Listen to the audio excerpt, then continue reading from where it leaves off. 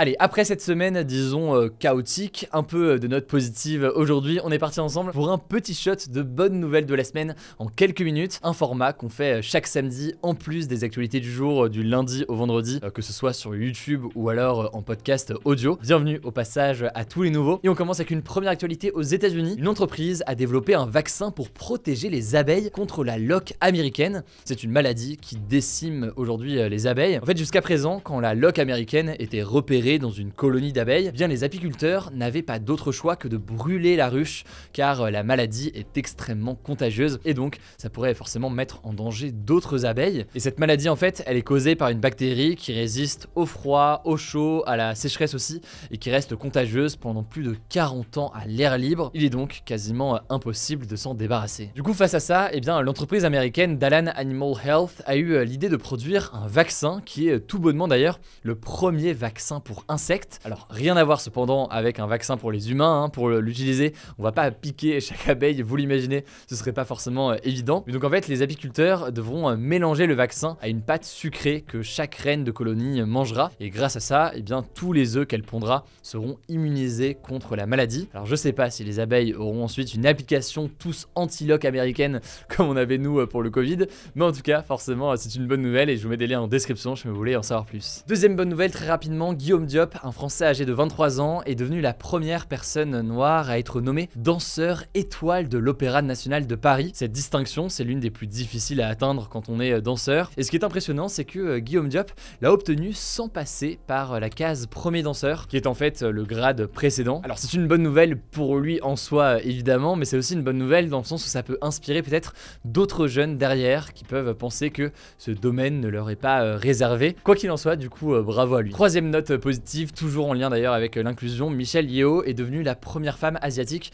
à remporter l'Oscar de la meilleure actrice et ce après 95 ans de cérémonie. L'actrice malaisienne a été récompensée pour son rôle dans Everything Everywhere All at Once et pendant son discours de remerciement, elle a évoqué justement cette question en disant, je cite, pour tous les petits garçons et les petites filles qui me ressemblent et qui regardent ce soir, ceci est un symbole d'espoir et de possibilité. La quatrième actualité, c'est un pas en avant pour les droits des femmes en Arabie Saoudite. Les femmes peuvent désormais exercer 13 métiers qu'elles ne pouvaient pas jusqu'ici. En fait, en Arabie Saoudite, les droits des femmes sont encore très restreints et les saoudiennes n'ont pas le droit de faire la plupart des métiers. Mais ces dernières années, eh bien, les choses ont commencé à changer et on a appris donc cette semaine que les femmes peuvent désormais devenir conductrices, aides-soignantes, couturières à domicile ou encore professeurs particuliers et agricultrices. Alors, on reste quand même évidemment très loin de l'égalité entre les femmes et les hommes en Arabie Saoudite, mais il y a eu donc un certain nombre de modifications et d'évolutions ces dernières années qu'on peut noter. Depuis récemment par exemple, les femmes sont autorisées à conduire ou encore à vivre seules,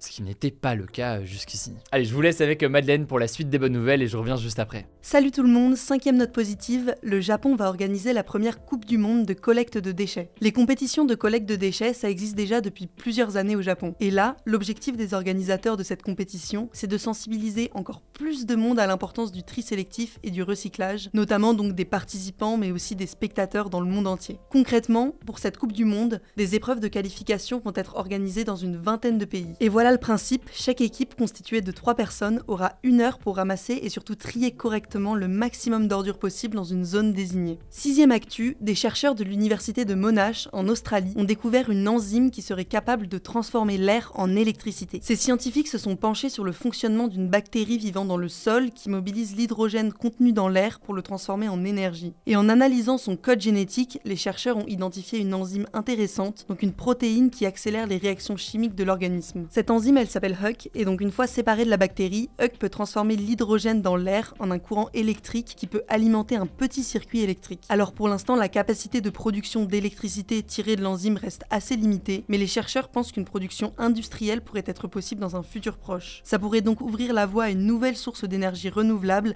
et peu émettrice de CO2. Septième note positive, en Inde, un couple de guépards a été relâché dans la nature. Le but, c'est de réintroduire l'espèce qui a disparu du pays il y a plus de 70 ans. En fait, autrefois, l'Inde abritait des guépards d'Asie, une sous-espèce de guépard, mais le dernier spécimen a été tué en 1947 par un prince indien. Et du coup, l'espèce a été officiellement déclarée éteinte dans le pays en 1952. Et donc là, cette année, le gouvernement indien a décidé de mettre en place un projet de réintroduction de l'espèce avec des guépards de Namibie à la place des guépards d'Asie. Un premier couple a été relâché le 11 mars, dans le parc naturel de Kuno, dans le centre du pays, et d'autres guépards devraient les rejoindre prochainement. Les autorités espèrent que les guépards se reproduiront et que la population atteindra une centaine d'individus d'ici 10 ans. 8e actu, et c'est une belle initiative, depuis lundi, à Metz, dans l'est de la France, les personnes aveugles ou malvoyantes peuvent suivre des matchs de football dans les tribunes grâce à un dispositif d'audio-description. Cette initiative, elle vise à améliorer l'inclusion des personnes malvoyantes pour qu'elles puissent profiter de ce loisir comme tout le monde. Ça a été mis en place par le Football Club de Metz en collaboration avec l'association Univerjo, et concrètement, ça va permettre aux personnes souffrant d'un handicap visuel de pouvoir suivre les matchs grâce à une équipe d'audio-descripteurs qui les commenteront en direct. L'association espère aussi que ce partenariat avec le FC Metz servira de déclic aux autres institutions pour mettre en place des mesures semblables. Merci beaucoup Madeleine. N'hésitez pas à me dire dans les commentaires ce que vous pensez de cette nouvelle formule. Là cette semaine on n'avait pas forcément un sujet qu'on voulait mettre en une